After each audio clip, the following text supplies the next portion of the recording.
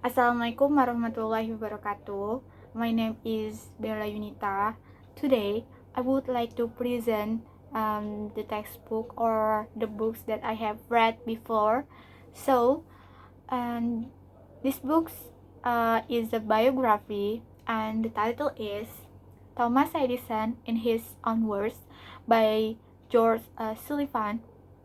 So, and the book was a biography, but it wasn't just about his life, but the invention of the other things.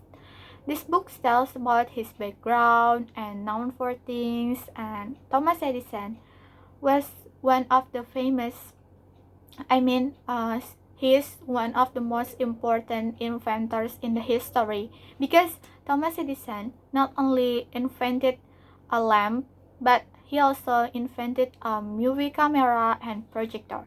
And he was one of the first people that produced films. I must say that I got totally impressed by the fact that he wanted to create what the world needed. And he said in his own words, and I mean the author brought in this book by Thomas Edison own words. He said that I found out what the world needs, then I go ahead and try to invent it.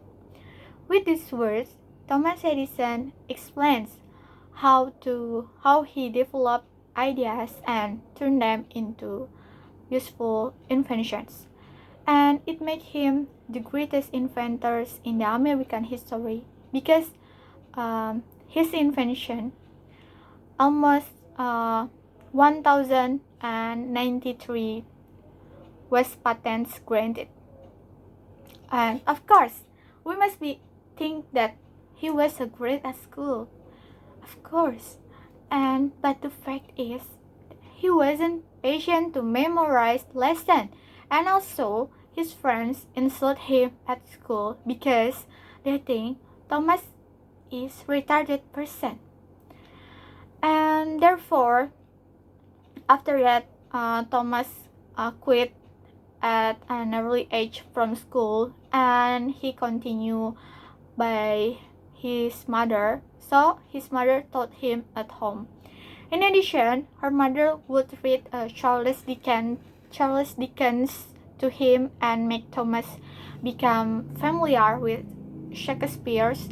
And among the books that he read, there was an elementary science book that the title Natural Philosophy. He was 9 years old by then and described it as the first book he could understand. Still in his childhood, he had a scarlet fever which might have caused him a partial loss of hearing. However, he never let this disability hold him back and stated that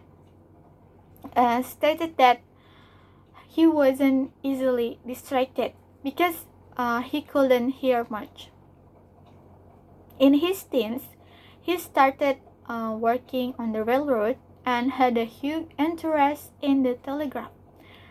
And of course, he built his own telegraph system and sent messages in Morse code. Later on, when he introduced the idea of modern research laboratory, which many companies use today, he would call his workers makers and himself the chief maker. Working for him was difficult because he wanted his employee to work as hard as he did. This working long into the night and weekends were common things. He liked sleeping late and reading numberless newspapers. And then, what about his love? What about his love life? Edison met Mary Stilwell through one of his employees in 1871. He hired Stilwell and courted her in a different way.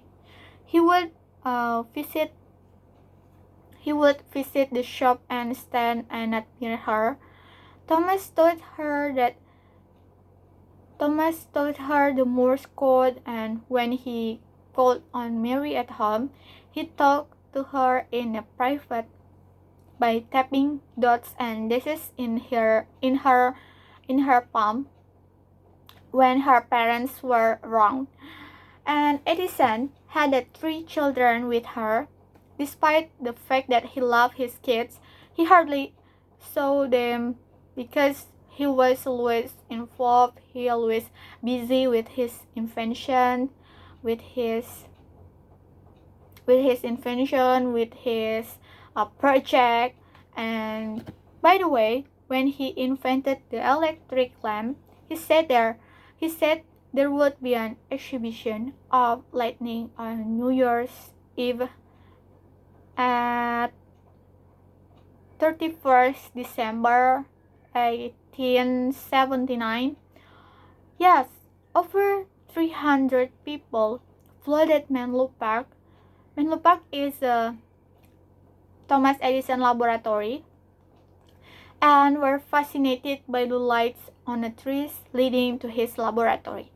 After some time, his wife passed away and he fell in love again with Minna Miller, who was the daughter of a wealthy manufacturer from Ohio. He proposed her using the Morse code by tapping this question on her hand, like, "Would you marry me?" And then he married with Minna Miller. And on 21st October 1929, Americans celebrated the 50th anniversary of the electric lights, and it was called Light's Golden Jubilee, with the presence of Henry Ford and other important people. Edison recreated the experiment of the electric light during the ceremony, yet he turned deathly pale after his speech, and he had diabetes and stomach ulcers, and he passed away on 18th October 1931. And the author, George Sullivan, he is the author in this book. He has written over 200 non-fiction books for children and young adults on a wide variety of topics in 2005. And his books that the title Built to Last was honored with the Orbis Pictus Award for outstanding nonfiction for children. And George Sullivan is the member of PEN and the American Society of Journalists and Authors and many more. He lives in New York with his wife. Of course, I really like these books because these books are written in a way that is easy to understand and are full of pictures, illustration, and graphic. And when I'm reading these books, I really enjoy it because the choice of words was easy to understand and made me want to keep reading it. And the story is presented interestingly because each story is in accordance with the chronology of the events experienced by Thomas Edison. And the story in this book is very complete, like starting from Thomas Edison's childhood, the story of his family who had to go bankrupt, and Thomas Edison's miserable adolescence, even the discoveries and research that he did. This is very interesting because the biographical stories in these books are written from Thomas Edison's perspective. It looks like Thomas Edison story telling you something and you listening him. And Thomas Edison Menlo Park laboratory, Edison and his worker experimented with electric lighting for more than 2 years, and Edison said And I like this quote. The trouble with others inventors is that they try a few things and they quit. I never quit until I get what I want. I like these quotes because even though at the time Thomas had a had a gloomy had a gloomy moment, but Edison had never thought of giving up, and he's still trying, even though sometimes the invention failed, but he still try, and he doesn't afraid of failure.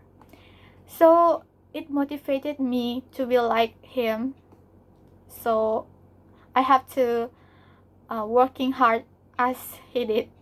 So I recommended these books for you all who watch uh, who watch this view, who watch my YouTube channel, because I really like this book so much. You have to read. I really recommend it because it had many quotes and really motivated. So that's all from me. I'm so sorry if I do a mistakes during making this video.